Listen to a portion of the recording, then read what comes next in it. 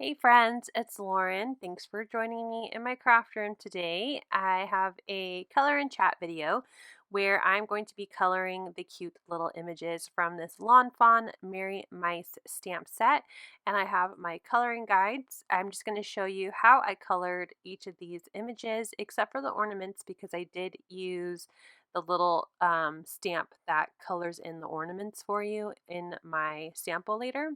So I am going to start with my tree and my star tree topper. So I have my coloring guides here on the left, and I have 3 steps on how to color each of these images in because most of the time I use 3 shades to color in an image. Now you definitely do not need 3 shades, especially for smaller images. So like my star here is 2 shades. The stump under my tree, the trunk, is also only 2 shades. It's just my larger tree here that I used 3 shades.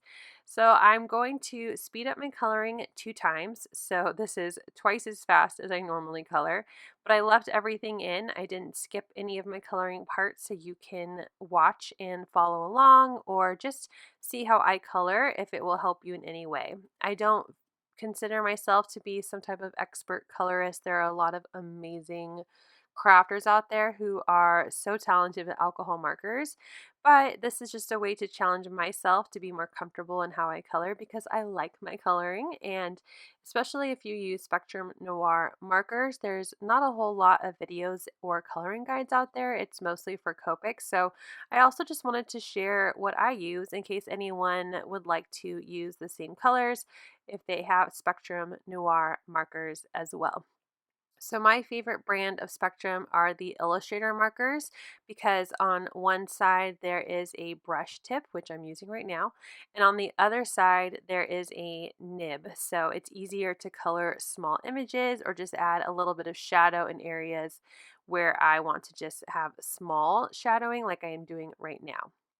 So for my tree, I use my AGs. I use 5, 3, and 2. And I started with coloring in with AG 5 on the darkest parts of my tree. So I'm just going around kind of outlining all my images. That's how I normally color. But then also adding some shadow under each layer of the tree branches. And then I went in with AG 3 to just deepen those shadows and to bring that out. And then I went with AG 2, and I said 2 times, but really I kept going until there was a nice blend in between the colors.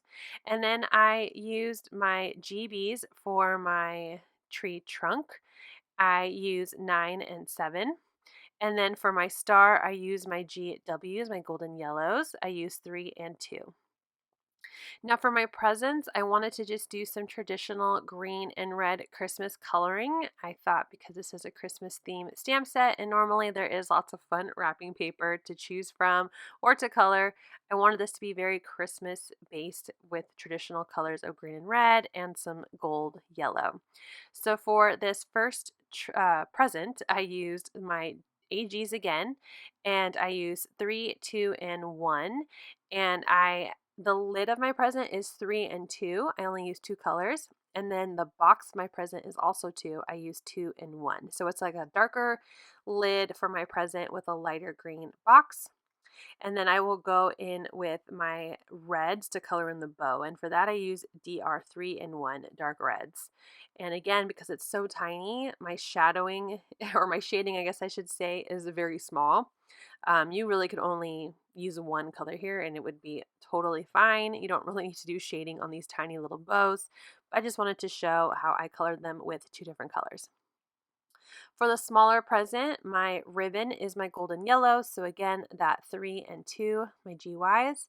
And then my present is red. So I use that DR3 and DR1 again. So 3, just adding in the darkest parts of my present, and then using the 1 to lighten it and blend it out. For my little stool, I went with the same colors. As you can tell, I'm trying to use the same colors for that way you don't feel like you have to have a lot of markers for one stamp set.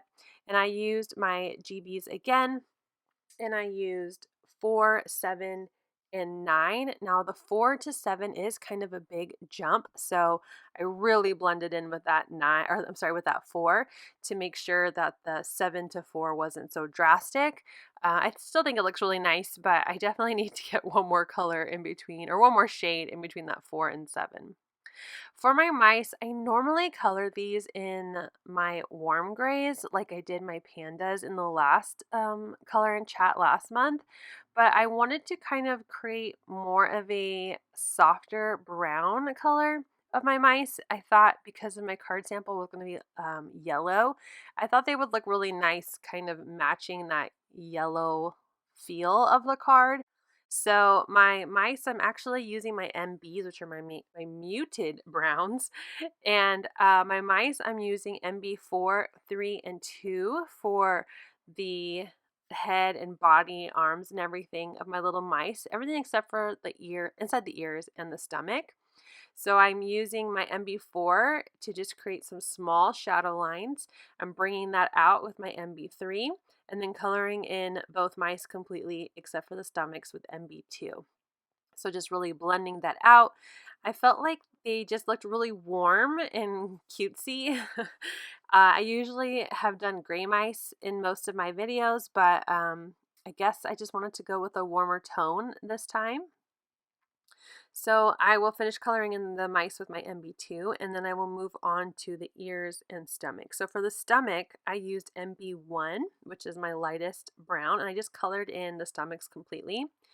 And then I brought in my FS7, which is more, I guess, flesh tone kind of colors, or I mean, white people flesh tone. They're very peachy. So I brought in the FS7 just to add in some like color into the stomach, just kind of pinken it up a little bit. And then I go back over it with MB1 just to mute out a little bit more of the pink, because the FS7 is a lot more pinky than I would like. So I just use the muted brown to add in a little bit more brown, less pink. And then for the ears, I did a small color of FS4, which is a really blush color. And then I also use that to color in their nose and to add little cheeks on their faces. And then I brought that FS7 again to blend out that darker peach color in their ears. So there's kind of two tones in their ears. And that wraps up the coloring of these images. I'm going to show you how I added some white gel pen highlights, just putting them in various spots. The tree is kind of like the center, so I didn't really focus on where I was putting my highlights there because that's like the center point of my card. And then the rest, honestly, with my, okay, truthfully with my highlighting, I don't really follow the shadowing technique like you would coloring your images. Like my mice are going to be facing the tree, so the shadows are on their outsides. With my highlight, I just highlight where I want to. I don't really pay attention to light source with that. So I'm just adding in some lines and dots where I just think they'll look cute. I do think about light source, but at the same time, I just put it where I think it will look nice. So those are my colored in images. Let me pick it up and slow it down so you can see here how they turned out. I think these are really great traditional Christmas colors, and I love my warm mice. Here is a card I used, or I created using those images. It's actually a light up card too. I used an easy power pack and some copper tape with a Chibitronic light just to light up my one little star at the top of my tree here. So I hope you enjoyed this tutorial, and I hope these coloring guides are useful to you. If you want to save them, you can go onto my Instagram and hit that save flag and save them for later. Here are some still photos of my card so you can see those cute little critters up close, as well as what it looks like when the light is turned on. Thank you so much for watching. I hope you'll click like, and if you're new, I hope you'll subscribe and come back. As always, you can find everything I use down below in the description box. Thank you and have a wonderful day. Bye!